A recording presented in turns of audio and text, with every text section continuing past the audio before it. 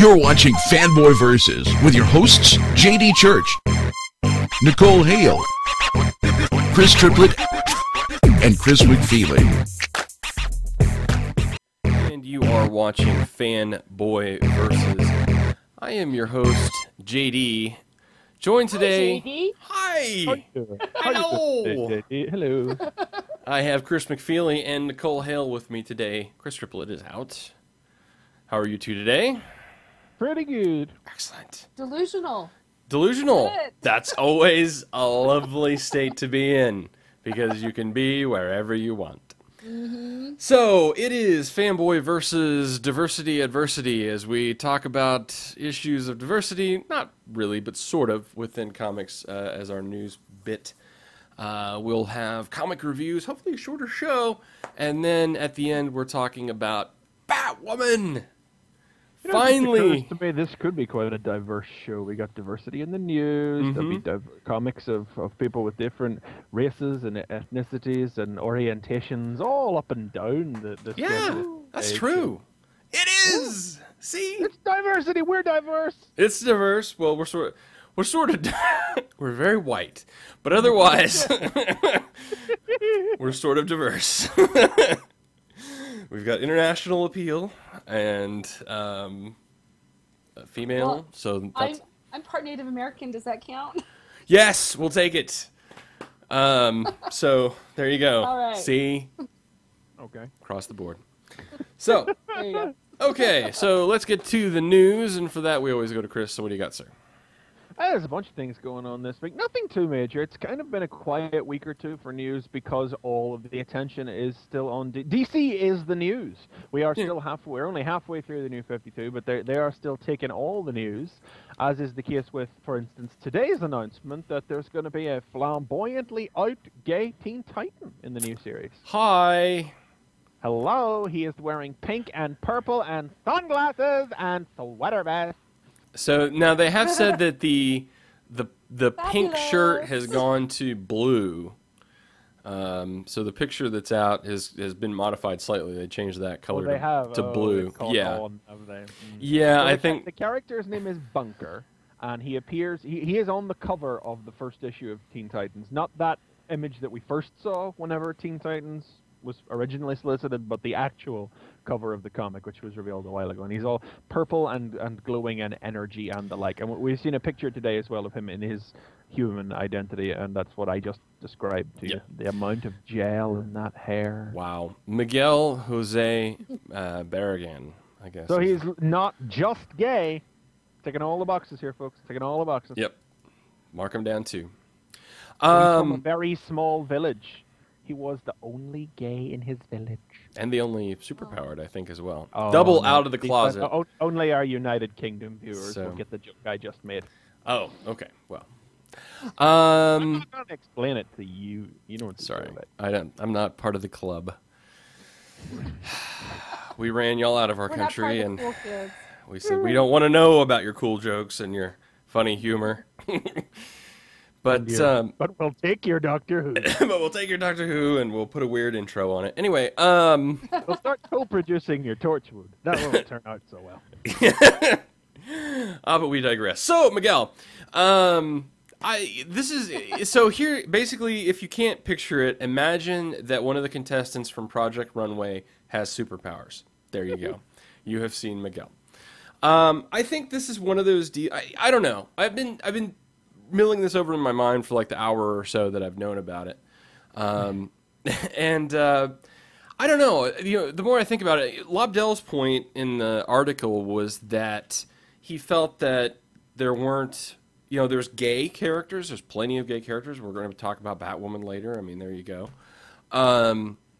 But they're all sort of, a lot of them are like straight people that are gay. Like they don't, like, there is a stereotype where it's like there's gay people you can point out. And I know that from my own experience because I've got some friends that are gay that are like... They do exist. Right. Yes. And No it's way. like, I mean, I have friends that are gay that are like, oh, they're gay. Oh, wow, I didn't know that. But then I've got other friends that are like, oh, yeah. It's like you don't, as soon as you...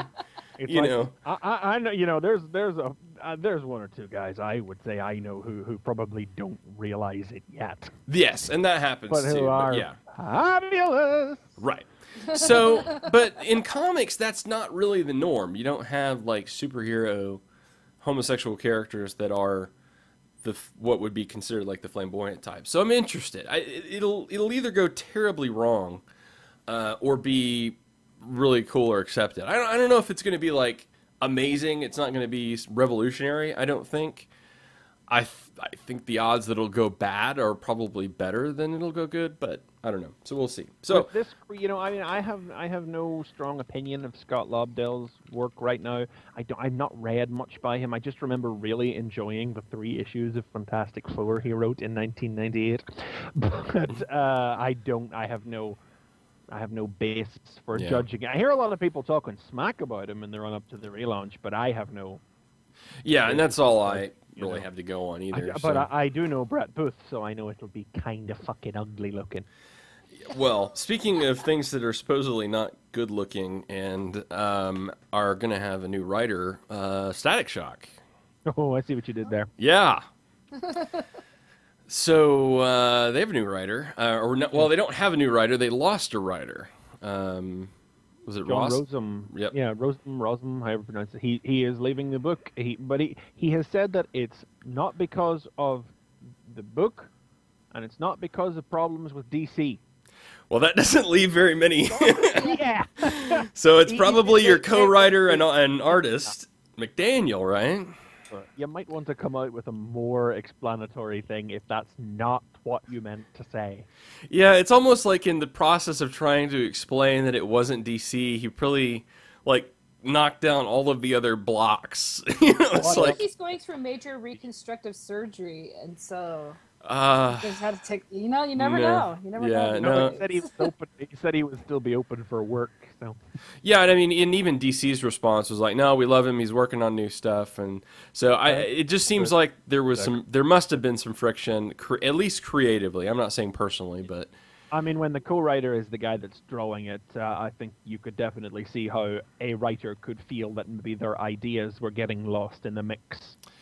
yeah. And I've heard Not that I, hands up, I don't know, but yeah, it's and fun. I didn't read that issue of Static Shock, so I don't even know how that first issue See, was. I hate Scott McDaniel, so Ah, I just hate his art. I hate it so I've much. heard that. I've heard bad things. So that But I hear probably. people talk good things about it too, and I'm like, are you blind? But So. just that I wouldn't touch anything he did with a pole. Ooh. What else? What other I'm being news? awfully negative today. That's Well, okay. I guess we'll stick with negativity in the DC controversy. Suicide Squad #1 came out this week. And, Yes. we had, missed it. bare-ass naked Harley Quinn, not literally, but, bare-ass Harley Quinn, Robo-Deadshot, and Hammerhead King Shark, and all of the controversy that was piled up against this book was swept aside in a thunderous crash when Amanda Waller appeared on the first page and was as a skinny young hot thing. Yeah. OMG, people.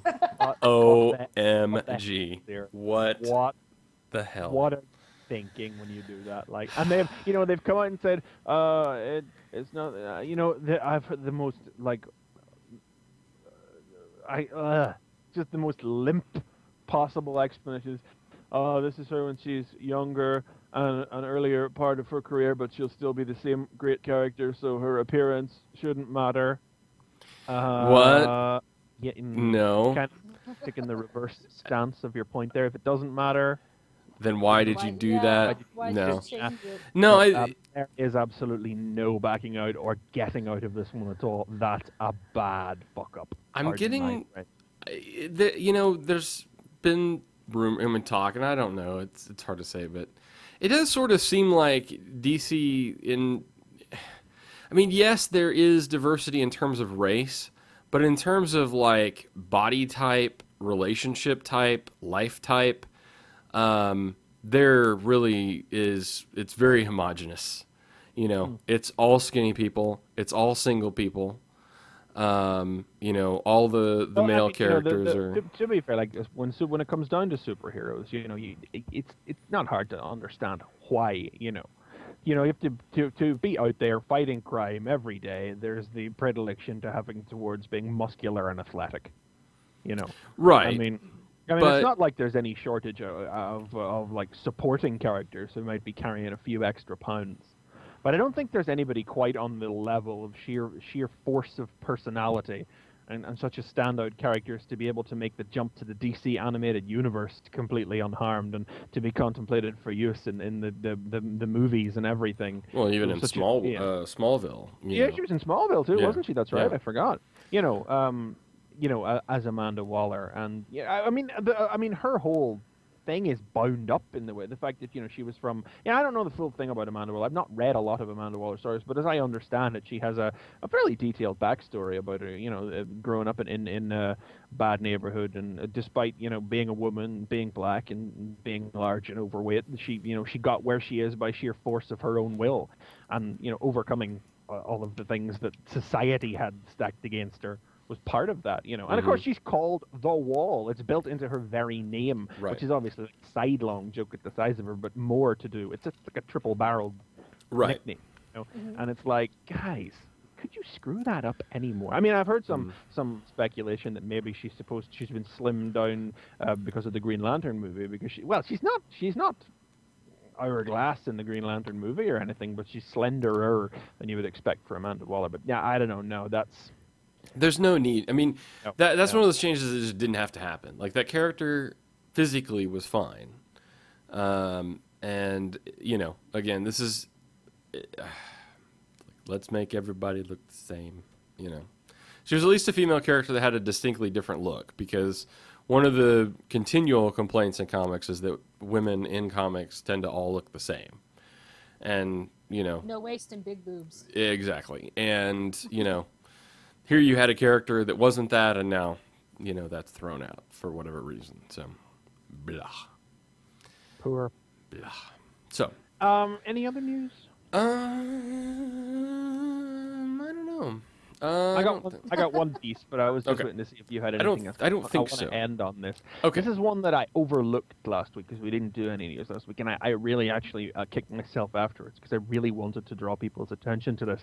It was the story last week of Mike Mayer, who was he's a mentally handicapped Superman fan from Illinois, who last week he has been collecting Superman since he was no age. He has a colossal Superman collection of figures, statues, thousands and thousands of comics, and he lives on Social Security and a part-time job at McDonald's, supporting himself. Just lives alone with his two dogs.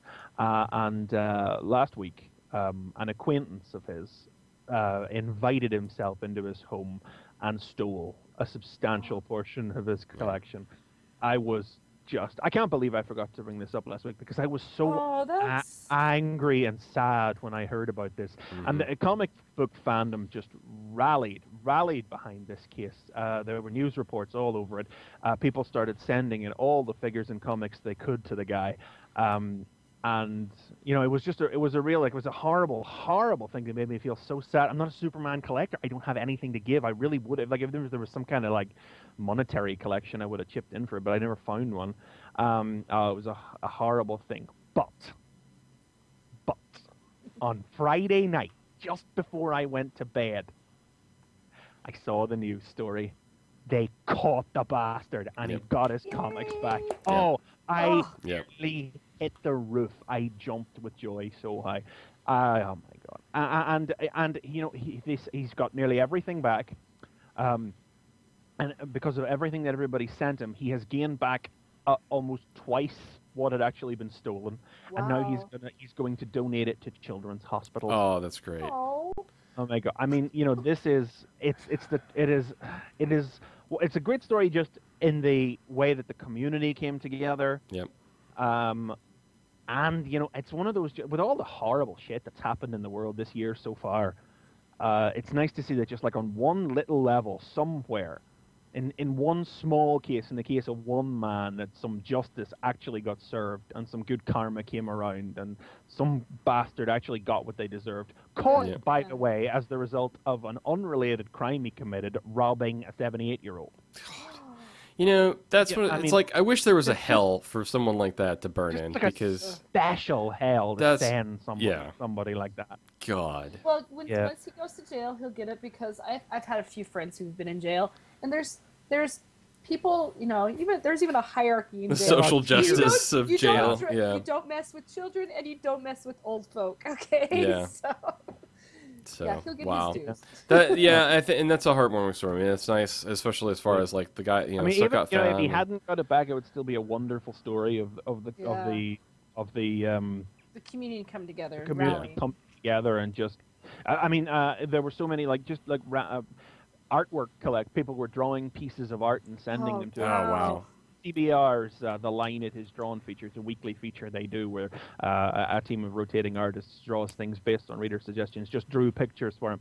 John Bogdanove, I don't know how you pronounce that exactly, but it was a Superman artist, like an old Superman artist, like drew a piece just for him, just donated it like that. Just a beautiful picture. Wow. There are articles out there you can find out. Maybe we'll link to it on the show notes. Just some of the places you can go to see all these things that have been done. They're little videos of Mike reading out some of the letters that he'd been sent, and just it is like, yes, justice is, you know, the system sometimes works, and it is one of those real good. It's good. It's just happy news. Deal. Happy news. Yay! We get to end the news on a positive note. Yeah. So we like to do that. Okay, so let's move on then to our reviews. We will start with Nicole. Unfortunately, I'm going to bring it down now. Oh, all right. See, well, we like to have like a curve to the show, you know. So. You know what? I gotta say, DC is doing a pretty fine job with their new relaunch and their reboot, but I'm going to review one that did not do too well, in my opinion. Yeah. And a shocking one at that, I guess. Yeah. We're shocked that this one didn't do well. I'm going to be reviewing Resurrection Man. Woo! I know you guys are all excited. No, I'm interested to hear, you know, because I've heard some good reviews on this thing. And then I've heard some. Yeah. I gave it a quick leaf through. I thought it looked kind of interesting. I'm ready. I'll be interested to hear what you say. It's very predictable. I did not care for the artwork in it, but basically, the first time you see him, he's on a gurney, and I guess because I don't know jack about Resurrection Man. That's why I picked it up. Like, again, kind of like last week, I'll pick it up, and you know, we'll learn something about this guy, right? So that's what I did, and I'm just like, can I get my $3 back? No. Wow.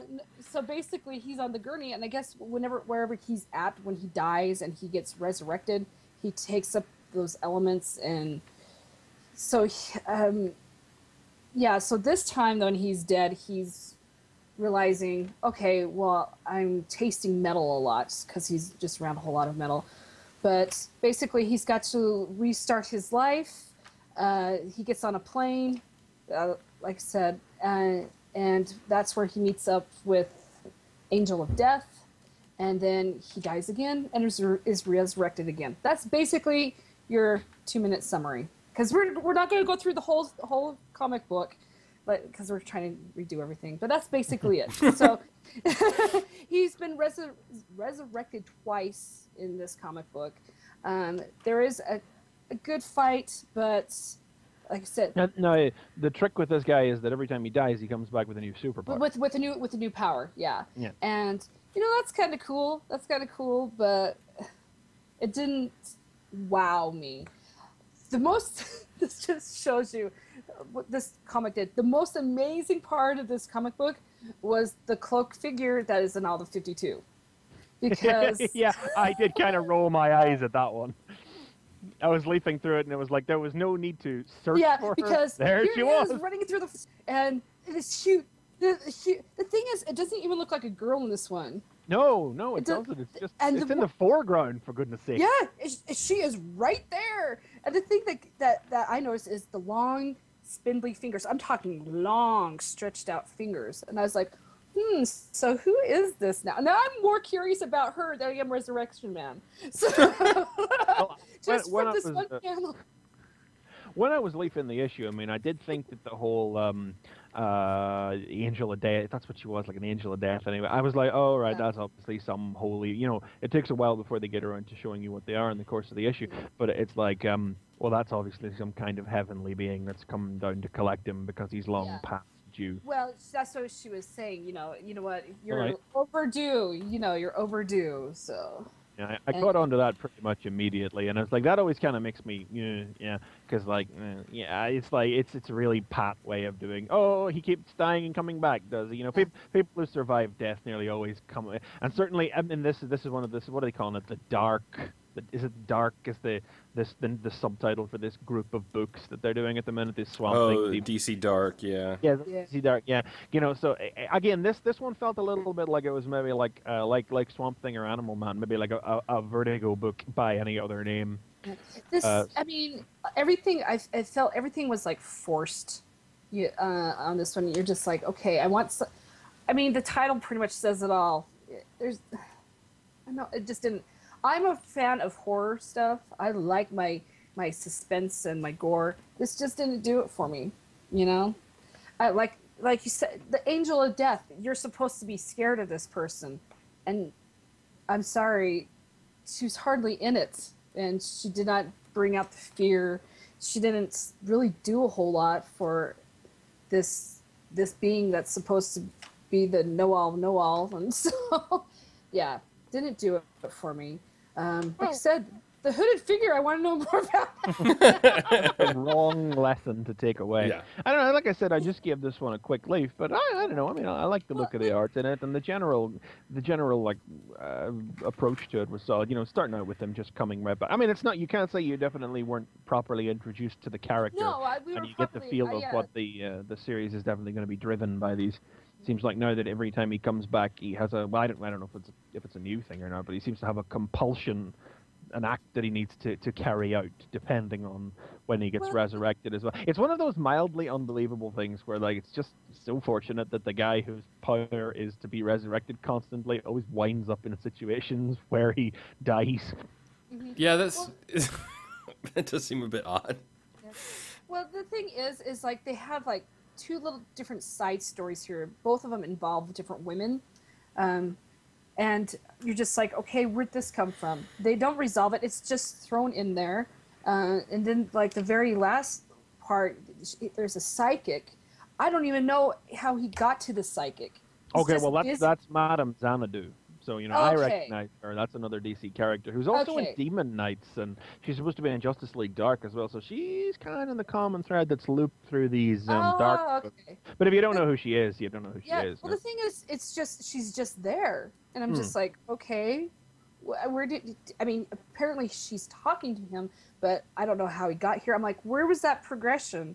Like I said, and then there's this other scene with these other two women. It could have been a whole different comic for all I know. It did not make sense. It did not need to be there. And if it was supposed to be like looped into the next comic, they should have just put this little scene into the next comic because it just throws it off. It's just like, okay, I don't know who these women are. I don't see what the point is, how they're related to him. It just, yeah. And it's right at the very end. I mean, is that coming from maybe? I mean, because like I don't know anything about the characters either. Is it something where it's like if you knew, like if we knew more about the character, it would work? Or I mean, are we looking at just? Like I said, it just seems like a whole new comic. You see these two women, they're apparently criminals on their own, and they like to torture people. Oh yes, those are the body doubles. Those are a pair of supervillains called the Body Doubles. At least I believe that's who they were, based on my quick reading of the comic. I remember the scene now. And it's just like they just like to torture people. Well, what is it? It says at the end. It's the tag for the next issue. What does it say? Double Danger. Yeah, it's the Body Doubles. That's what I remembered it. That's why I wasn't sure when I read it if it was them, but then I saw that and I was like, the thing is, they should have put this in here. They should have just put this at the beginning of the next comic if they're going to be introduced to the next comic. It just felt so out of place because you're chasing him through this forest scene, and then all of a sudden they just have this 2-page of these girls, and then they go back into the forest. It just felt out of place. I don't know. It's just setting up a subplot for the next Yeah, issue. I didn't care for it. But I guess, I mean, if the comic does not at any other point in its narrative cut away, you know, when you're following, and I know it doesn't if I remember right. You know, when you're just following him right the way through, except for that one cut there, it's a bit, a bit random. It is. It's just really weird because you see him in the forest. He gets this new power. Boom! You see these 2 girls torturing a guy, and then boom, you're back, and you're like, wait. It was kind of like a commercial break. You know, it didn't even be there. You know, so no, this didn't. I gotta say, this didn't sell me on picking it up another issue. So, because Animal Man last week, like I said, I never really read anything on him. I'll be reading that again. This I won't. So this is by Dan Abnett and Andy Lanning, who are not only solid creators. Yeah, and exactly. That's one reason why I picked it up, because I'm like, oh, I know these guys. I enjoy these guys. This must have been like a side project. Oh, I wanted to get new wheels on my bicycle or something like that, so they needed to do another job. Wow. Yeah, it didn't thrill me, like I said, but who knows? Yep, that's it.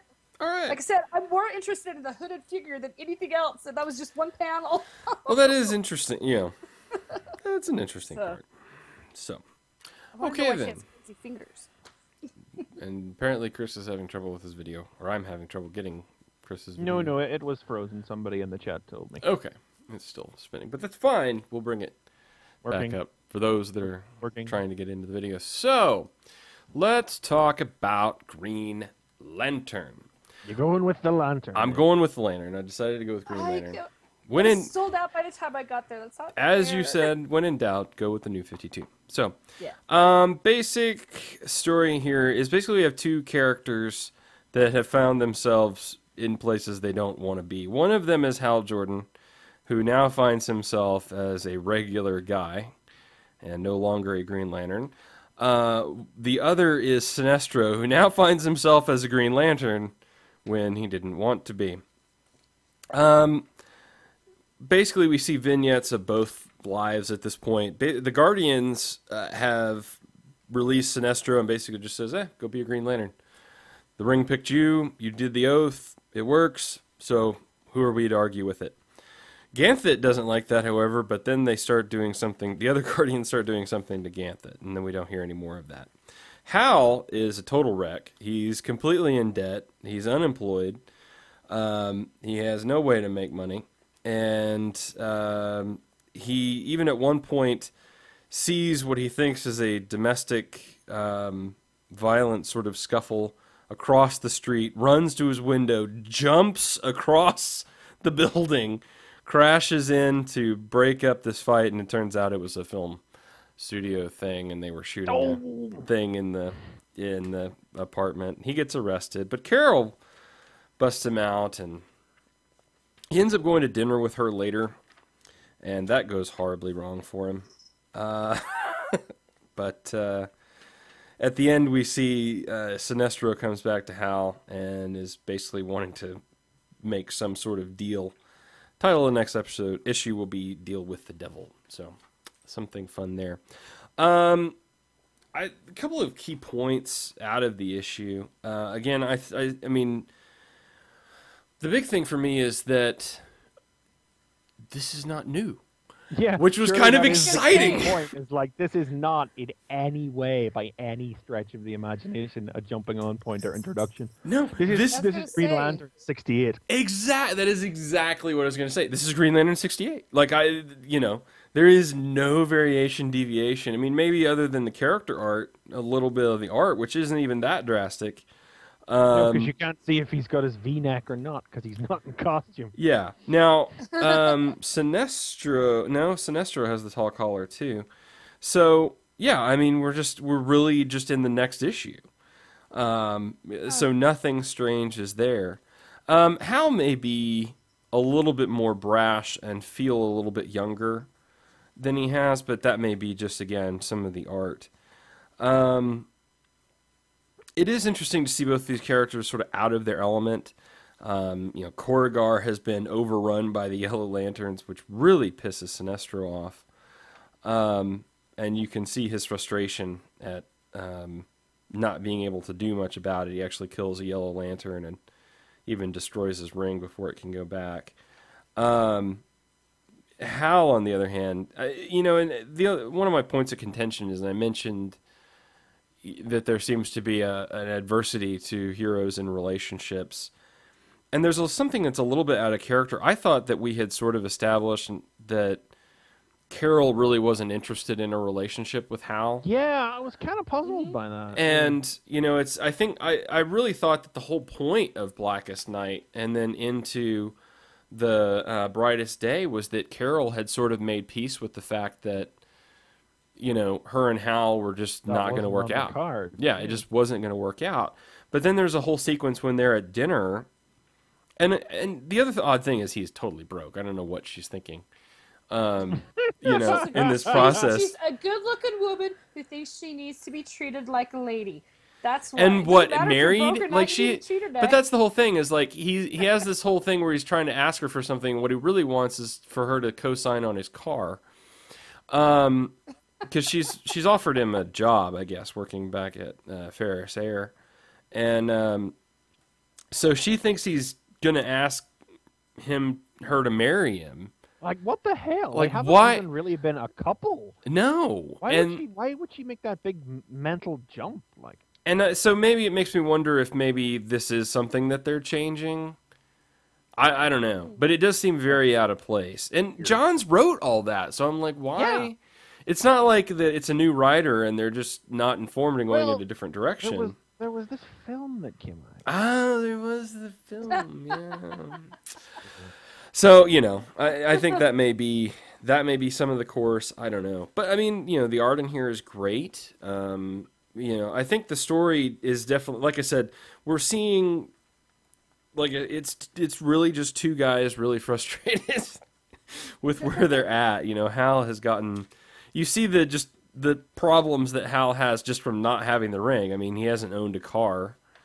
Because he didn't have to, so now he's trying to get a car. He doesn't have a job because he's not really even had to have a job.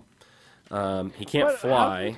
How's he been supporting himself? I guess he was. The indication is that he was flying, that he was I guess doing piloting. He lost the job because he took the year off to do his Brightest Day crossover. Yeah, and they actually do say that pretty early on, that he had got fired because he wasn't dependable or reliable and wasn't around. The whole point of the Brightest Day, was it around 10 issues, where the point was that he wasn't going to take the ring off. Right, and so he didn't. So he was just Green Lantern 24/7. Yeah, and I mean, he's even getting like a shakedown here. Like his landlord's basically pay your rent or get out. And so it's like, these are not things that Hal is used to. I've lost my crew. No, there are things Peter Parker is used to. Yeah, exactly. He's not the first DC character to pull a Peter Parker in the last 2 weeks. Yeah, but it is very much that, that direction. I mean, that's a simple acknowledgement, though, of... I'm not slamming DC or anything, but DC has always been about unassailable, heroic paragons. Whereas Marvel has, at its core, been more about relatable humans with real people problems. And right. It seems like, in this, as part of this particular reboot, DC is like, maybe they're on to something.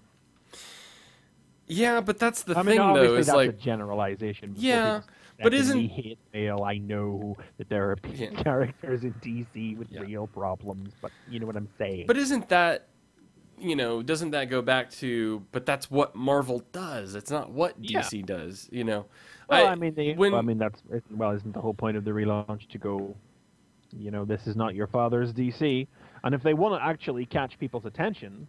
Yeah. With this relaunch and get new people in, maybe it is time to try and create some relatable characters. This is not simply put, this is not a time socially or culturally where unassailable paragons of virtue are the kind of heroes most people want.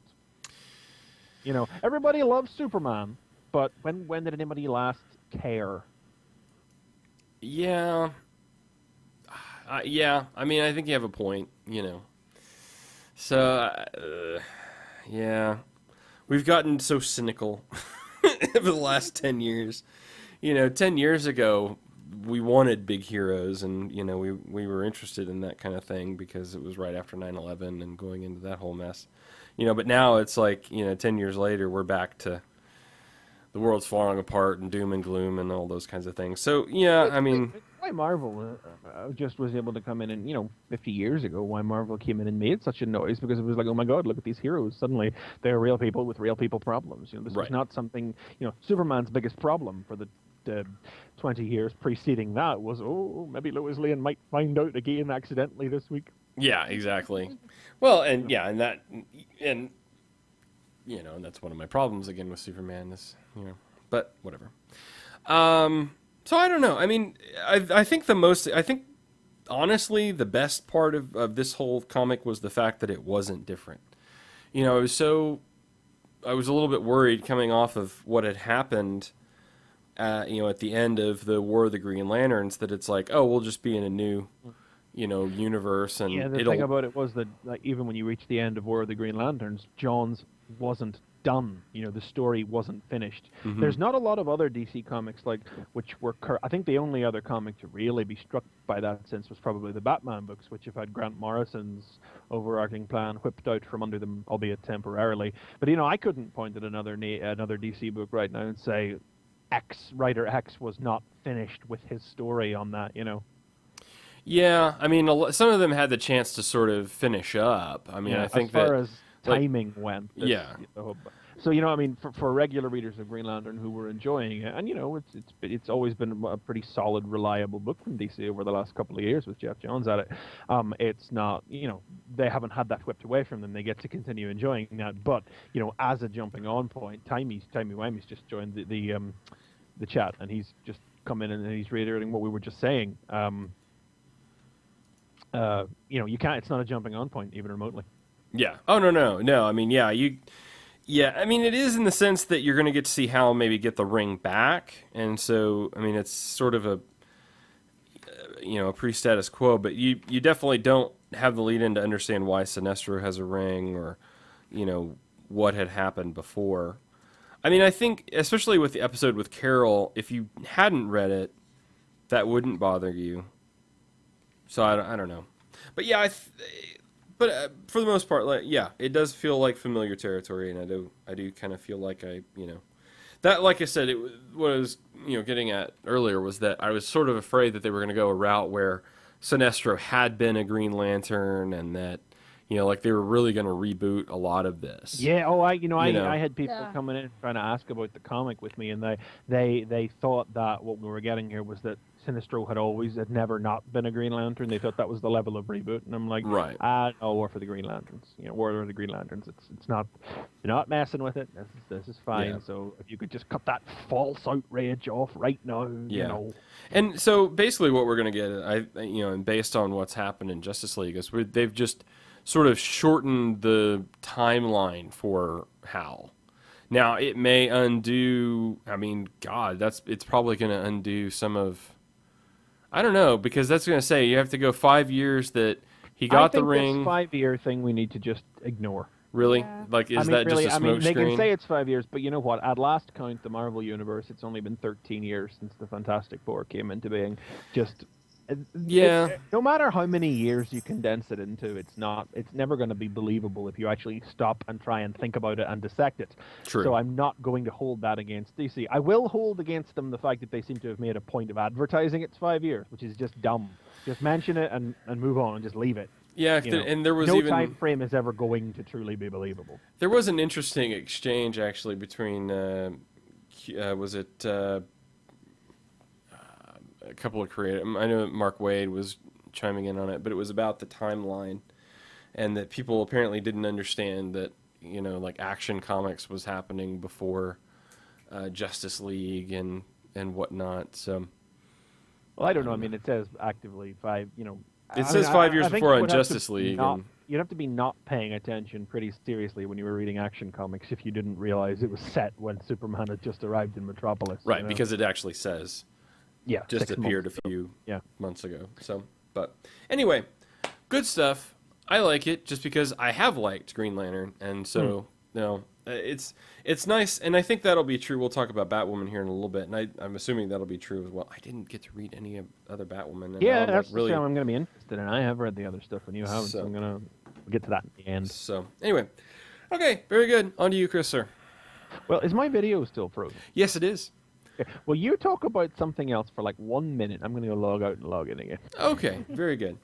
I will mention a couple of other things that I read which were good. One thing I will mention is Spider Island, in which we did get the reveal that it Didn't is. they have 2 that came out this week? I don't think so. There were Side tie-ins. I mean, there were some of the tie-ins. I didn't read the tie-ins this week. We've got a couple of things that happened at the end of it. One is we get a 6-armed, 2-legged shocker, which was just wacky and awesome. But what we've learned about the virus. Oh, there he is. Video, very good. We've learned about the virus is that it's actually turning people into sort of the more mutanic spiders. Spider Island we're talking about. Yeah, I thought I'd mention that just real quick, the end bits. It is positively stupid how good Spider Island is. It really is amazing. I specifically really probably that didn't. I probably didn't review it because I would have gone on and on. But it is the Queen Spider, right? Spider Queen. That yes, well, you know, below the ending, but yeah sure. It's in Hercules as well, so whatever. Yeah. You know, hey, we called it. It's the Queen. The Queen's behind it. Onslaught taking shitty ideas and making something good of it. He really is sort of. Diana, he's managed to just take a shit blender and come out with. Saga, you think that in there? The Queen. God, that was rubbish. Organic web shooters, pure. Puree on high. The other end. Yep, puree on high for 30 minutes, and you come out with awesome comics. Somehow, and what's so ridiculous is how every tie-in is great as well. I mean, I haven't read absolutely all of them. I haven't read Master of Kung Fu or Spider-Girl to comment on them, but all the one-shots, Herc was out this week as well, and it was one of the best issues of Herc so far. The Avengers and New York ones from last week. You got the Fred Van Lente Spider-Woman one-shots coming up this week with the next Cloak and Dagger. Oh, fried gold! Yeah. I couldn't tell you the last time a crossover hit this many check marks. Well, and not only that, but making the tie-ins matter, because there's a whole deal about the fight here between Venom and Spider King, and they even say in there, "Hey, do you want to know who Spider King is and other stuff? You should go check it out." So it's awesome. I don't have to know that, but I would go read the others to kind of know that, you know. So you're saying this is doing a better job than Fear itself? Fear what? Yeah, Fear itself. Fear what? Yeah, there was a couple of cool moments in Fear itself, but they mostly involved Captain America and a gun. I don't think I even picked it up. It came out this week. I just ignored that it wasn't getting ready to fight. I ignored that it wasn't on my poll, so I just let it go. Captain America gets all up in Odin's face. That's kind of cool. And Odin has some nice moments in it as well. That was something we forgot to mention in the news. Was the where's it? The Mighty. They released the full picture. Oh, did they? Of the Mighty. No, we were wrong on one account. Who we thought was Valkyrie was actually the Red She-Hulk. So everybody else was right, though. Black Widow and the whole lot. So. Well, I am gonna get that whatever, the Fearless. Yeah, I'm gonna get that series just because I'm a big hooer. So. Anyway, okay. Well, are you ready to go then? Can we? Yes. All okay, right. I will Excellent. go now. Excellent. Okay. Well, just before I get on to the main book that I'm going to talk about, I'm going to give an honorable mention to Journey into Mystery 627, which came out this week. I believe Journey into Mystery is double shipping this month, so that's why this issue is not drawn by the regular artist Doug Braithwaite and drawn by Richard Elson instead. And it's not Loki's not in it. It's an entirely Mephisto-centric issue. See, I picked it up, but I haven't read it yet. It's a day in the life of Mephisto as he just charts what he got up to, talking to all the other godly entities. They won't let him into the big meeting hall of all the Skyfathers at the top of reality, because one devil is much like another. But he goes and he chills out with all the other Hell Lords, and they talk about what to do. He has a personal drink with Nightmare, who's been a bit bothered about the fact he's been completely ousted as the master of fear on Earth. And the whole thing's framing sequence is this, it's Journey into Mystery, so indulge me for a moment as I just read off the narration here. Was that your Mephisto's voice?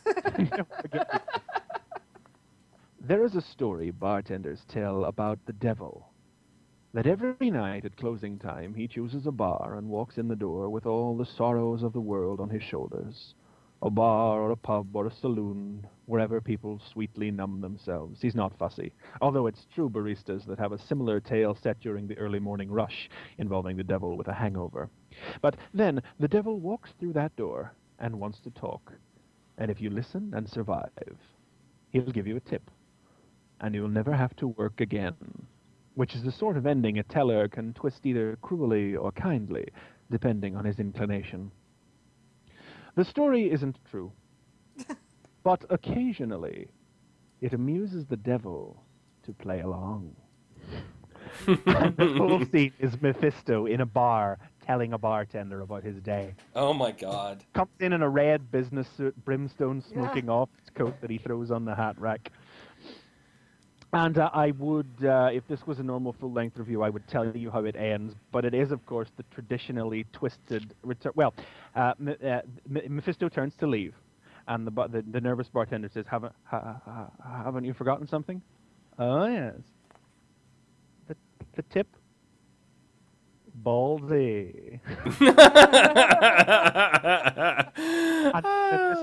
Mephisto offers him immortal life. But the guy's not stupid, like he says. He doesn't want to live in pain. He doesn't want to live forever getting old and just never dying. I think he doesn't want to clean tables for eternity. And Mephisto promises no pain, just glorious eternity. And I'm not going to tell you how it turns out. You have to go and check the issue out to find out how that one ends. I just looked at it. Like,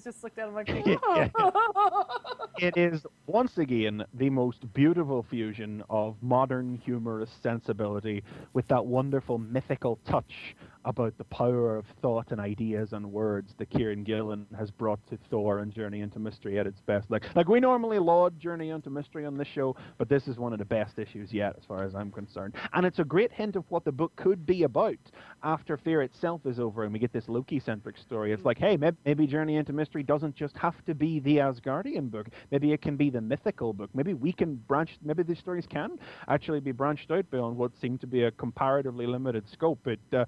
It's a really good self-contained story, and it gets me potentially excited for whatever else the book might do. That would be cool. I'm really enjoying this series. Oh, such a good Very book. good. Like, it, Daredevil, and Avengers Academy are just like the best things Marvel's putting out right now. Mm-hmm. No question. But anyway, not to downplay the next book coming out. So, full proper thing that I'm talking about today is Ultimate Comics Spider-Man, #1. It's the one with Miles Morales in it. Hello.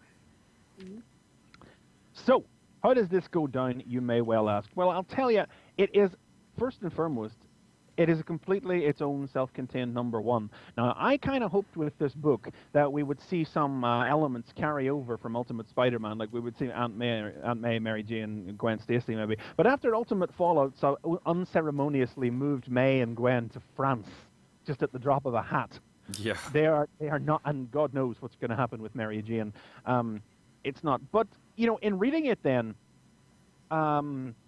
it truly is its own thing. It is very much about this new character. Now, how well that will go down in the face of the anger some people had at the dismissal of Peter Parker and the transformation of Spider-Man into a legacy character that he never truly has been will vary from person to person.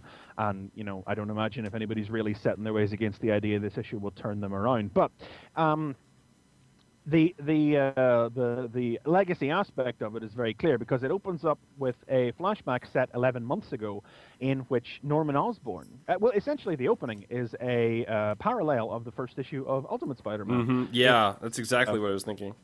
It is Norman Osborn in a lab with a doctor talking about the myth of Arachne with one of their experimental spiders. And he's talking to a doctor, where is your name? Come Marcus. on. Marcus. Marcus. Thank you. Yes. About trying to recreate the serum and the genetic modification done to the spider that created Spider-Man. He confides the knowledge into this doctor that he created Spider-Man, and then we get a newspaper page that tells us Norman Osborn, Green Goblin, and the lab gets shut down. You know, I kind of credit it.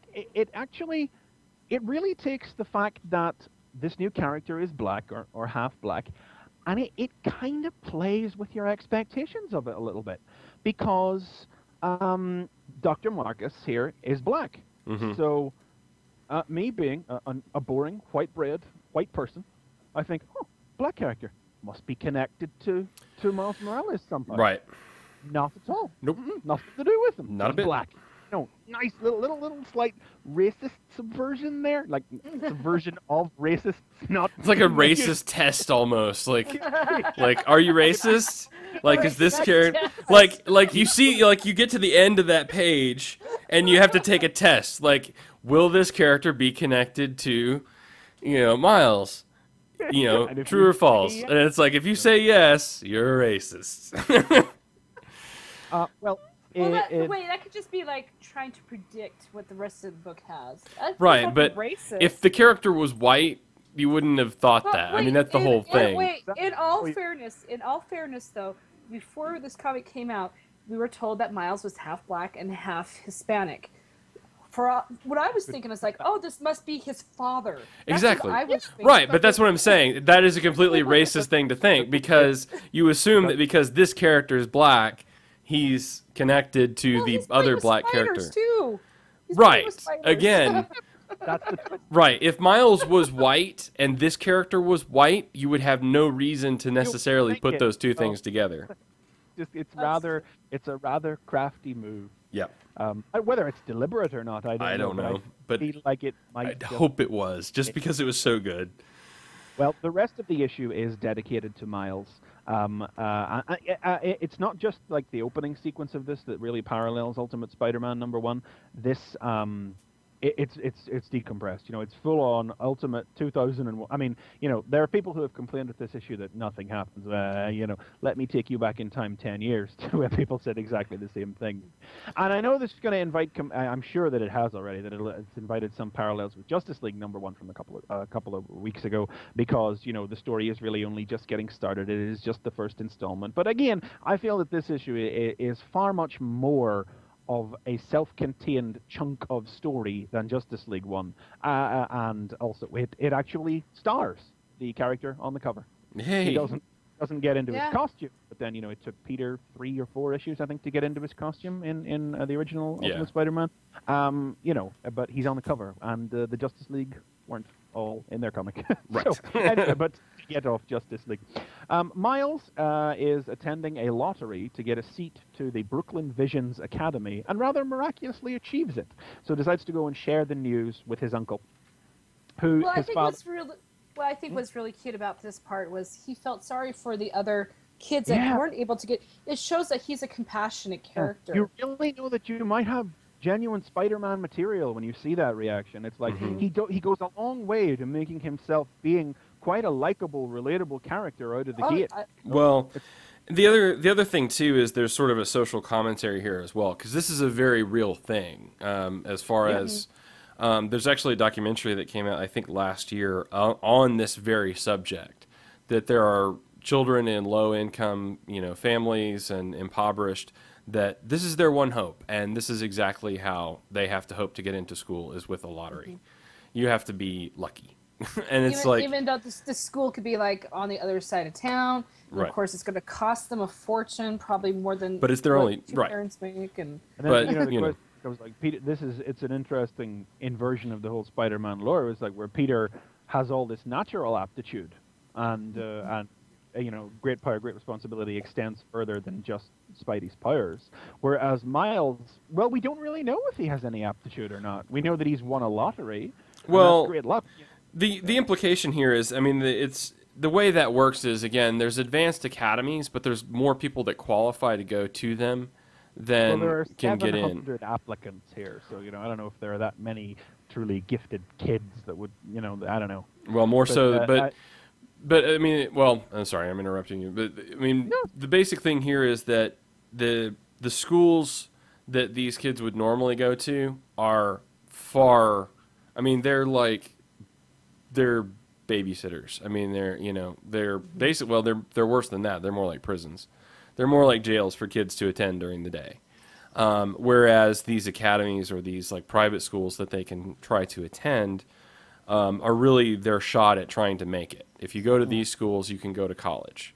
Whereas if you're going to the regular schools, your chance at becoming a criminal goes up exponentially. So and so it's not. Yes, I'm sure he is very intelligent, and it seems that he is on some level. But there is an element, I think, more of destiny than it seems that Bendis is playing with here, because of the numbering in particular. Yeah, well, the fact that he's got the same number, the lottery ball that pops out of the machine is the same number that's printed on the spider, and it's 42. Yeah. 42 meaning black. Yeah, answer the life, the universe, and everything. To see what we've more to learn about this guy, and of course, whether the fact now that he has this great power and great responsibility, if that is the lesson he will learn, is like how will that impact upon the fact that he has this chance in his own life, which is a chance that he genuinely deserves, and how is that gonna work with the responsibilities he feels with his powers now? It's gonna be he's gotta live up to his parents. His parents are both alive too. We'll see how that goes. Yeah. Yeah, his parents are both alive and they're both together and they all seem happy together. Yeah, they seem pretty It seems like a really, which would be really great. Happy family. Yeah, it's a nice happy like, family for once in comics. And he's a good luck. It's like he seems like he almost might be one of those kinds of characters who feels like maybe something. Is like one of those kinds of characters like everything's pretty fine. Happy, loving family, getting by. He's had the break, but it's like a Disney princess. It's like there must be something more, something missing. Well, and maybe he'll find it in the. I hope so, but it does seem like there's darker elements to other parts of his life that. Well, go on next. He goes to tell his uncle Aaron the good news, and turns out that they sit around, they talk perfectly happily, but it turns out that his dad really doesn't approve of his uncle. This is his brother, because he believes he's in some shady business, and we as an audience know that he absolutely is. He's actually the ultimate prowler. Mm-hmm. Who we see earlier in the comic breaking into the abandoned Oscorp building after Osborn is outed and robbing a safe. And while he's there emptying things out, the spider crawls into his bag. And it is from that bag that it emerges and bites Miles. It really is amazing how, shamelessly he stole from his own story in a way and just really recreated that Peter Parker origin out of Ultimates. It's being played out on the pages of the story. But again, it's another crafty little use. I don't know if use is the right word, but of the character's race again, because the Prowler is, apart from Robbie Robertson, the only black supporting Spider-Man cast member I could name. Mm-hmm. We go. Yeah. Using it where it counts, and the issue ends with Miles has a seizure from the spider bite, passes out, and when he comes around, his dad has come to pick him up. But the dad and uncle start arguing, and Miles runs out, and the issue ends with him displaying a superpower, but not perhaps the power you would imagine. Definitely a power that makes your eyebrow go up. Yeah. Yeah, I'm not going to tell you what it is. You got to go read it. You got to go read it to find out. Definitely an indication, again, without giving away, that he may have a slightly different power set. But if anybody's seen the preview for issue number 2, we knew about this. But he also does something else in that preview, which might be just strength or might be something else again. So wait and see the issue, and we'll see what happens. But yeah. So altogether, very good first issue. It is decompressed. It is the first part of a story, definitely. But again, it's very dedicated to setting up character relationships, which is exactly how, if anybody remembers, if anybody was reading it back then, how Ultimate Spider-Man started. People were going, oh my God, what is this? Lee and Kirby did it in one issue or whatever, did it in 15 pages. But it's about it makes me kind of scared for either of the kids' parents, to be honest, because Ultimate Spider-Man, when it happened, did a really great job of building up Uncle Ben to the extent that I remember people wondering if maybe Aunt May was going to die instead because Ben had been so developed. Mm-hmm. Which was, of course, just a trick to make it sting all the harder when he actually did die. I'm kind of hoping his parents don't die because I don't want to see just such a wholesale I recreation. don't want to see that either. Yeah. I actually want. It'd be nice to see a happy family, you know. Mm. I mean, And it's certainly not as if there aren't more plot elements in place as well, because his uncle Aaron has stolen something in a little red box, it just looks like a little ring box. You might think it's just a ring. I mean, whenever the Prowler pulls it out of the safe, looks at it and smiles, I thought it was like, oh look, he's got it. It's like it looks like a little engagement ring box. So you think it's like, oh, he's gonna ask someone to marry him or something. But no, he really takes it and hides it from Miles when Miles spots it. So there's that that plot element is in place to see there is more plot here than just Miles Morales gets his powers and begins the story. It quickly and cleanly establishes the character and his relationships and the relationship between the different members of his supporting cast, like his father and his father and his mother and his father and his uncle and him and his uncle and how these things roll. It's just good. I mean, it's Bendis at best. It's Bendis doing a solo character book and hitting all the right notes. And it's a great number one. Great number one. You don't even need to have heard of Spider-Man to read this. Well, and I mean, it is genuinely.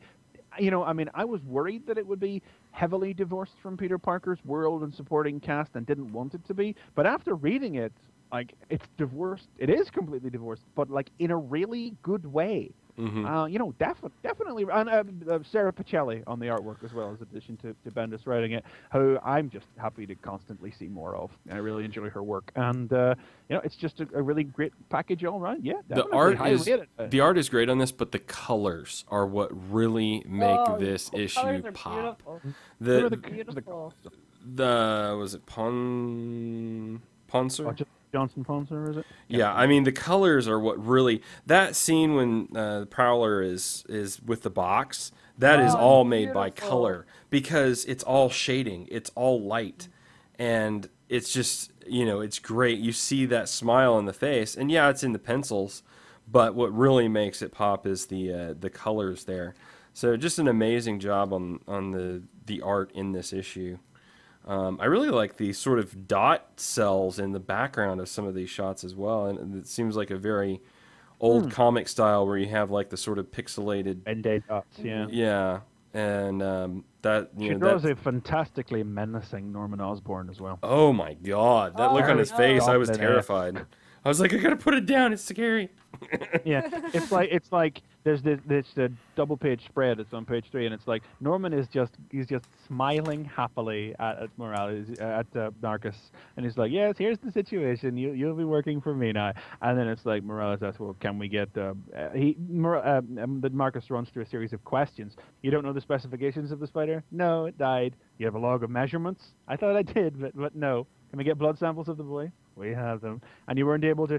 No. And it's the way that the panels track in closer and closer and gradually cut off the smiling corner of Norman's mouth that just completely transforms the expression, even though everything else is the same. It's when you stop being able to see the curled corner of the mouth that all the more menace comes dripping out, and the increasingly brusque and brief responses. It's one of those great fusions of dialogue and art, and it's Bendis dialogue at its strongest as well. So I mean, solo character books is always where Bendis has shined, and this is another great one. This is up there with the original Ultimate Spider-Man, and I will happily look forward to more of this. Excellent. Quality. Recommended. Yeah. All right, sir. I'm actually interested in Spider-Man now. yeah, I know. It's on my comic- pull list now. I am reading this, so very crazy. And it is a case where now Ultimate and Amazing will actually be about different things again, because Ultimate has recently, since they got Peter Parker young, hip swinging single again. It's kind of called into question what the point of Ultimate Spider-Man is, and now it's a completely different character that is its own thing and has entirely its own reason to exist again, and its own type of story to tell, and its own cast. So it's wins across the board. Yep. Recommended reading. Excellent. All right, sir. Well, let us move on then to Batwoman. Let us do that thing. I will let you take it. I'll just move along with you. I haven't read it yet. Just read along. Follow along if you will. Read along as we go. Okay. Now it looks beautiful, I'll tell you that. Oh my Oh, God. yes. Wow. So Batwoman, this was supposed to come out ages ago. I don't know when exactly, I can't remember, but this was supposed to basically launch around about a year ago, 10 months ago, when they overhauled the Bat books last. Whenever the Batman Inc. launched and the new creator came on to Batman and Robin and I believe Snyder started on Detective Comics at the time as well. Like, that was when this was originally supposed to come out. And it didn't. And then they said February. And then they said April. And then they said, no. And I'm assuming somewhere along the line somebody said, right, well, we'll just wait for you, shall we? They decided to move it in to be part of the new 52. So this does not seem to have undergone any great modification since then, except for coloring Jim Gordon's hair red. This seems to pretty much be following on from where Batman and the Bat books were about a year ago. Specifically, this follows on from the Elegy storyline in Detective Comics when Batwoman was originally given her headlining story there by Greg Rucka with art by J.H. Williams III, who I keep calling Freddie Williams because he also has a number in his name sometimes, but it's J.H. Williams III. And I think everyone was perhaps a little bit apprehensive about this whenever they heard that Rucka was leaving DC. He's writing Punisher over at Marvel now. But damn, son. The thing about Batwoman, even when it was on Detective, is as much as there was a quality writer attached to it on Detective, and I'm not slamming any of the writing in this before we get into it. I'll just say it now. I would say that this issue is as well written as any random issue of Rucka's Detective run. Certainly the first 4-issue Elegy storyline. But Batwoman is kind of just like you read it for the art. You read Batwoman for its art. It is a fantastic... There are no less than 5 separate artistic styles in evidence in this book. All by one man, who also co-wrote the damn thing. It is a showcase of one man's talent. It's co-written by W. Aidan Blackman as well, who I admit I don't know. And absolute credit must go to Dave Stewart for his colors as well. But anyway, I'll start. Okay, that's your preamble. So, well, the story. Can I just say that is like the coolest title page with how they did it? My God, That's so awesome. That is the tip of the iceberg. Yeah, it's just the beginning. It's gonna get just so. The story is called Hydrology, Part 1, Leeching, and it is about some kind of urban legend, what seems to be an urban legend come to life in the slums of Gotham, kidnapping away children. And Batwoman is on the case, while at the same time recapping her history and relationships for the audience, and attempting to train a protege. And yeah, that's the issue. Yep. That's the story of it. Not much more to say there. Right. Well, let's see here. Where do we go? Styles. Okay. So you've got across the first 2 pages as this mysterious. Did they give the creature? And it doesn't really have a name, does it? No, not yet. Just figure this watery creature. The story is called Hydrology for a reason. I mean, it is as if these 2 pages. She looks like the. I don't know if you've ever heard the Legend of the Lady in White. That's what I haven't read the book yet. But that's what it just looks like to me. Is the Legend of the Lady in White. Let me see if I can find that thing about the urban legend. Well, they believe it's about an urban La Llorona, the weeping woman, an urban legend about a peasant woman who lets her kids drown and then drowns herself. It comes back as a vengeful spirit. But these first 2 pages punctuate that by looking as if they are set underwater. Mm-hmm. As the it looks beautiful. It's just absolutely beautiful. You know, the podcast medium does not do Batwoman justice, but into this world of swirling blues, greens, and whites just comes this crash of red as Batwoman comes through the window. Mm-hmm. You've got, and it's your first introduction to, like, I was going to say duology, but I don't know what you call it, a quintology of styles.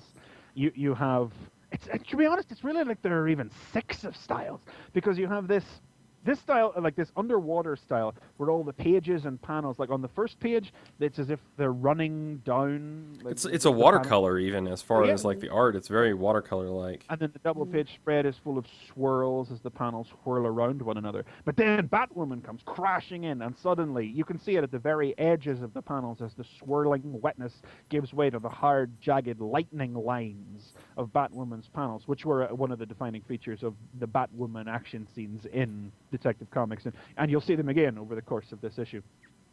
Set all atop the daytime scene of the parents speaking to Maggie Sawyer, who is a detective in this now, not a cap. She was a captain in Detective Comics, so rolling her back to a detective seems again to be an artifact of the New 52. But like the daytime civilian scenes are rendered in this solid black lines and lovely bright cell shading. You know, you would believe you were looking at something by someone else. Mm-hmm. You see more. Oh my God, I can't even articulate properly. Maggie sees this couple. They relate the story of how Batwoman came and sent the woman away, even though their children went missing.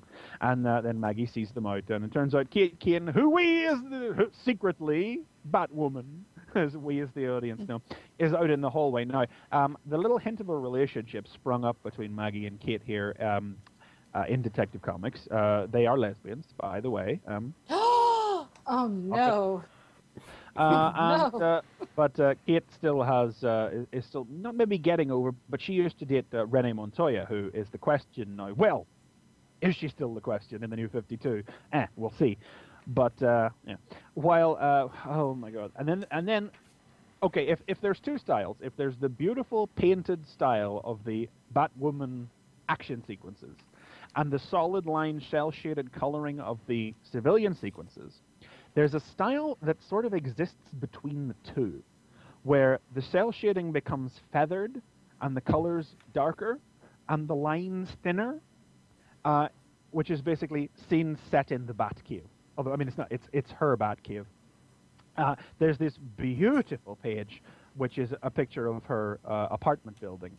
And I didn't even realize it at first, but all the panels are set within the geometric structure of the apartment building. Mm-hmm. It's like, see the building and you see them walking across the top of the building in the first panel, but then what looks like 4 other panels are actually 4 built into the structure of the apartment building right below. It's quite remarkable. She's in the process of training Betty Kane, her cousin, formerly Flamebird, who with the Titans. But formerly, Betty Kane was the original Golden Age Batgirl, if you didn't know. It's like Kate Kane was the original Golden Age Batwoman. Betty Kane was her cousin. I think cousin. Yeah, cousin's right. And the original Batgirl. So frankly, I mean, she's not letting her have a costume. She's just training her in gray jumpsuit. But I look at this and go, there's somebody else who could have been Batgirl. We could have still had Oracle. Mm-hmm. But they go out training, and there's we talked about how Marcos Martin draws like 4-dimensionally. Yeah. Draws time. You get another instance of that where this is beautiful. Beautiful is understating it. Double page spread of the characters somersaulting, vaulting, running across a rooftop, all encapsulated within a large panel that is half Batwoman's logo, half Flamebird's logo, with other panels like. Oh, that's cool. Yeah. Notice that. Yeah. Right away. Fanning out across the top, and then little panels, well, not even panels, but just like very thin bounding boxes within this larger panel, which show the characters like at different moments in time, but they're bleeding in and out of the boxes. It's so hard to describe without seeing it, but trust me, it's fantastic. No, you're doing a great job describing it, because I wouldn't be able to do it. But that's like 3 of the styles. And then we see the Department of Extra-Normal Operations, Agent and Director Bones, who is a guy with a black skeleton head, that's all you really need to know, is putting Agent Chase... He lives up to his name. Yes. Well, Agent Chase here, he's putting her on the case of finding out who Batwoman is. Now, Agent Chase was actually a character that J.H. Williams used to draw, and DC is about to publish in a couple of months a complete collection of his work on the Chase series, so some synergy going on there.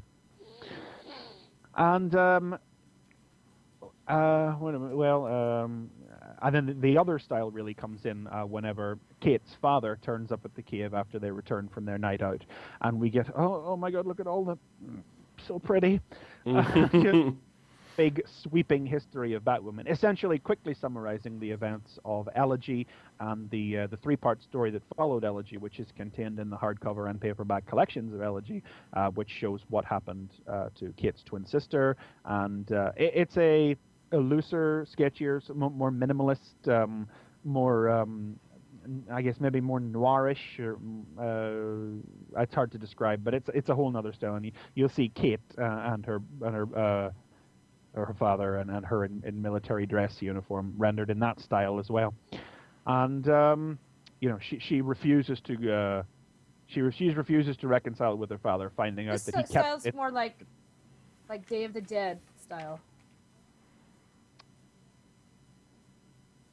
I'm not sure. And then the issue ends with Batman appearing to make Batwoman a proposition, and you know it's quite like exposition heavy in some spots, but you know it's not like the writing is workmanlike or anything. It's solid writing, but this is a book about the art. This is about the art. Mm-hmm. I think I said this before once when I talked about Elegy, when I talked about Elegy briefly on the show. It's like you think you know what a comic can look like. You know, it's like comic art has sort of gradually evolved over time, but you have a pretty solid idea. It's like, you know, it's not like we're dealing with 6-panel pages anymore, but you basically think you understand the laws and the different ways that a comic book page can be put together. Well, J.H. Williams is here to blow your tiny mind. Mm-hmm. He is here to do things with a comic book page that you have never seen before. And you will thank him. It plays with time. It plays with, you know, the way that you visualize things. It's, you know, the commentary, I think, on comics has become, in a sense, that comics can't do... what you can do in comics, you can do in film. And even Morrison has said that, you know. Well, the new medium for superheroes is film, because you can pretty much accomplish on film whatever you can in comics. And J.H. Williams just flips a big bird to that and says, no, you fucking can't. Do this, bitches. Yeah, because the elements that he places together, the moments, the way that the art changes how you feel about what is going on in the scene, there is absolutely no way to accomplish that on film and not make your audience nauseous. We are lucky that an artistic talent of this magnitude deigns to produce comics. Mm-hmm. This is the stuff of legend. Yeah. There is no other comic that looks like Batwoman. And, you know, even if you don't read the words, you're still getting your $3 worth. Yeah. Oh, yeah. Yeah. Oh, my God. No, perhaps to try and force myself to step away from the art, I will talk about some other things that I really quite enjoy. Well, I'll tell you, to do that, I'll just do my history with Batwoman briefly. I had a lot of issues with Batwoman when she first appeared in 52. Because because she was a headline grabber. She was not a character. Batwoman was a prop when Batwoman first appeared. Batwoman grabbed headlines with the fact that she was a lesbian. Oh my God, everybody sit up and pay attention. They let a lesbian be in comics. Mm-hmm. And that she was Jewish. Right. And that she was Jewish. She's not a character in 52. She appears and then is essentially a prop in Renee Montoya's story where she's captured and is going to be used as a sacrifice. And then DC would essentially wheel her out for like the Christmas specials if they needed to do a Hanukkah-themed story. She was like the only Jewish superhero they had, so there she was. And she would just randomly pop up in places. Just nobody remembers Ragman or what. But they had, you know, and it would have been one thing if that was it, but DC really didn't want us to forget that this character existed, even though she had done nothing to be deserving of our attention. Every time there had to be a double-page splash, like assemblage of DC's characters, or if there would be a poster with DC's characters on it, there would be Batwoman. I remember one of the most egregious instances of it was, I don't know if you remember that beautiful Adam Hughes frieze of all the DC female. You could buy it as a poster, but like sections of it were printed in comics as a central double page. But this is a couple of years ago, and it was just a collection of all of DC's famous females, Power Girls, living legend characters of legend: Catwoman, Power Girl, Supergirl, Zatanna, Poison Ivy, Harley Quinn, Wonder Woman. There are probably some more I'm forgetting off the top of my head, but real female legends of DC, and then just all in beautiful white flowing ball gowns. Like, it was called The Real Power Behind DC. It was a beautiful piece of work. And parked in the middle of it, sat in a chair, elbows up on her knees, wearing a pantsuit, because God help you if you forget she's a lesbian, was Bat. God. Who had just been around for like a year. And DC were insistent on pushing this character to make us care, even though the stories had done nothing. But even then, when they announced that she was being given the starring role in Detective Comics, I did not go, ugh. I went, well, now is the chance to really do something with her. I looked upon it with positivity. And, I was right to, because it turned out they turned her into a character instead of a gay prop for Renee Montoya to bounce her stories off of. The fact is, Batwoman was introduced in 52, and that's 2006? Yeah. Yeah, 2006. And Detective Comics was 2010. 2009, 10, yeah. So she'd been around for 4 years, 4 years. And before they even bothered to give her an origin. We knew not how Kate Kane had become Batwoman until Detective Comics happened. That's how little, attention was paid to that aspect of her. She was there to grab headlines with what she was, not who she was. And, she was a sexy lipstick lesbian as well. And that's an element that Detective Comics just completely stripped away. They cut her hair down short, turned her to this pallid shade, and put these tattoos on her. And she went to parties dressed in a tuxedo and publicly danced with Maggie Sawyer, But I respect this comic even more so, because it's really just, by the way, I'm a lesbian. Mm-hmm. Detective Comics dedicated whole scenes to them, beautifully drawn scenes, absolutely, but double-page spreads to her and Maggie, lesbians in tuxedos because all lesbians must always wear man clothes, swaying across the dance floor with all the looks from everybody. I mean, obviously, it was there was an element in 52 where Kate was still in the closet. That sort of just was casually forgotten about, really, I think. But she was very publicly out in Detective Comics, and it was a great scene as far as such things can be judged. But just as I was saying about how with Ultimate Spider-Man back when he was revealed in Fallout, it still had to be a big look at this, look and acknowledge at this that he is black and that she is gay. And here it's just like, yeah, you want to go out? Yeah, okay, right. I'm gonna do some superhero stuff now. Yeah, I gotta punch people in the face now. I'll be back. it's not treated as something completely deserving of all this illicit attention. It's just normal, and that is the way to do this sorts of things. Yes, yeah, I can't wait to go back and actually read this, because the cover is awesome. I know. Yeah, you could just sit there and stare at it. You just keep on looking into it. That scene in particular where she and Maggie actually agree to go out for a date is she's looking at a picture of Renee in the hall of the police station. I mean, it makes you wonder if... No, I don't believe this is supposed to be any reflection of the new 52, like maybe Renee's dead or something and this is fallen officers. But it's like the specter of Renee is looming over her. But it is punctuated wordlessly in this beautiful panel. A completely black and white panel, solid, and it's not like painted. It's the solid black line style of the civilian sequences. Mm-hmm. White, black line work. The only thing that's in color is Renee's picture. This tiny little postage stamp size image on the page in one large panel, just going, yeah, that's going to haunt you. You're not over that. And, you know, you get the feeling that that's going to come back. And I think, you know, lots of people are waiting to see what happens with Renee as well, because Renee is a great character. Some people support her being the Question. Some people don't. I'm fairly ambivalent one way or the other, because I never read Gotham Central.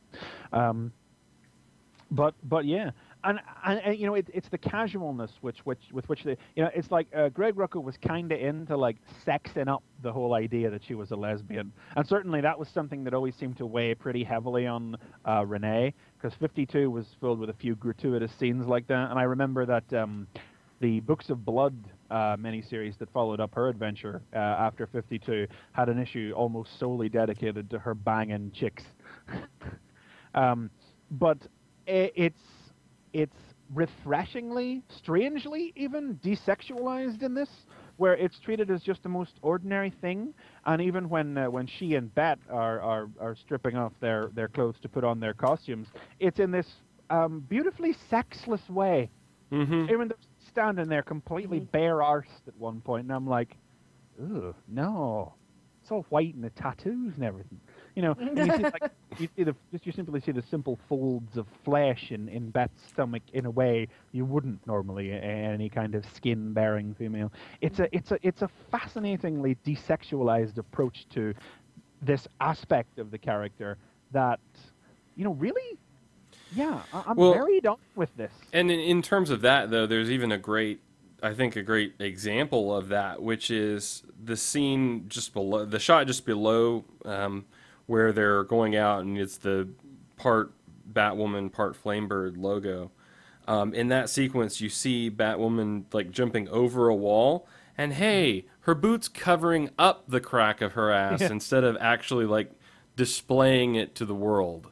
Whereas if this was you know, that was one of those really little subtle things that Williams did with it in Detective Comics. Like, you would look at this and you wouldn't really immediately notice any differences in this costume to the traditional way, to the way she appeared in 52. But no, like, he's given her, you know, flat boots, and he's given her, it's like she used to have a belt that hung like a sash, you know, like just off the hip, all sexy like. But no, he gave her a proper tightened up belt and gloves with real gauntlets. And the whole point of her getting her hair cut was so that it couldn't be grabbed and pulled.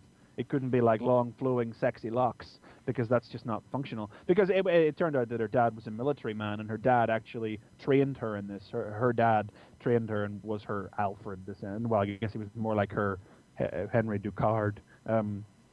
And she's the it was, you know, simply covering up the crack of her arse is one of the more obvious ways that he you know, that's very true, actually.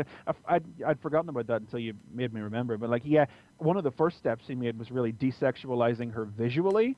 And now that Rucka's not writing it, he seems to have gone so far as to just sort of desexualize that element. Because Batman is, you know, a very desexualized entity. Unless you throw I still think she's got the good sexy looks going on. Well, I mean, she is, but it's not like, well, okay, it's not like right in your face. When you have Suicide Squad, where Harlequin is basically nearly naked, and there's like one shot that I saw even from that where it's like she's being interrogated by a woman's ass. You know, you know, when you come to this and you show you have just enough to be interesting, but not so much that it's like, here's an ass and here's tits. You know, it's refreshing, I think, in that way. You know, but it's like to even dwell on the visual aspect of that is to give it more, give that idea like more credit than it's worth. Right. To comment to draw that out of the art, because, like I said, even if you don't read the words, you're still getting $3. You're getting, I don't know. I mean, this is like, I'm just worried about how this book's going to keep its schedule. I mean, he's had nearly a year of lead time, so I better see at least 6 issues in the can before there's any filler artists. Right.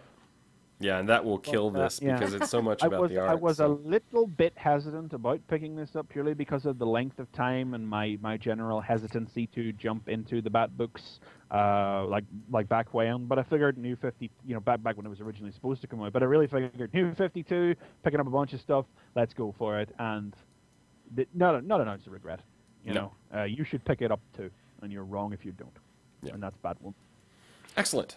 So, awesome. Well, there you go. That's our show. That's it. So, you know, a little bit over maybe the schedule that we had wanted, but we're getting better, people. We're going to try not to keep you around for like 3 hours at a time. So, yeah.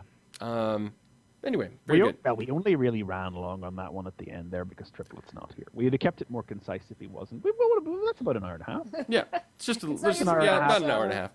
So it's an hour and a half. It's an hour and a half, but with only, you know, if it would have been 4, is what I was saying. If it would have been 4 of us. No, but we did Spider Island. We did Spider Island in, you know, because we missed Triplet. We know how he likes his Spidey. So. Right. Yeah. We'll so we keep had to get the end of keep the top of the show book tighter in future episodes. No, we'll keep the end of this shorter, so I'm going to get the heck out of here. Yeah. So, again, show is recording at a new time. If you didn't notice, we're recording now at 4 p.m.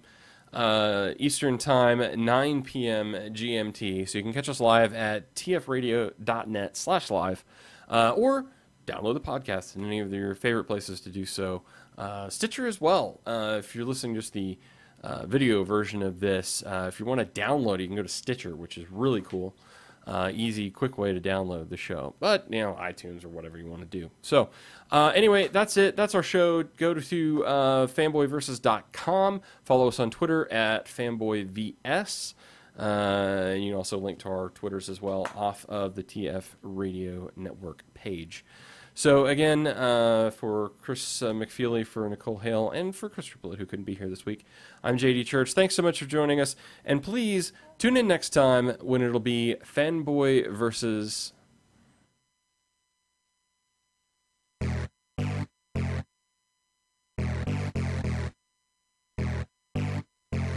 This has been Fanboy Versus. Visit us at tfradio.net for show notes and to subscribe to the podcast. Follow us on Twitter at tfradio for news and updates. Like the podcast? Leave us feedback on iTunes. Copyright 2011 Radio Free Cybertron.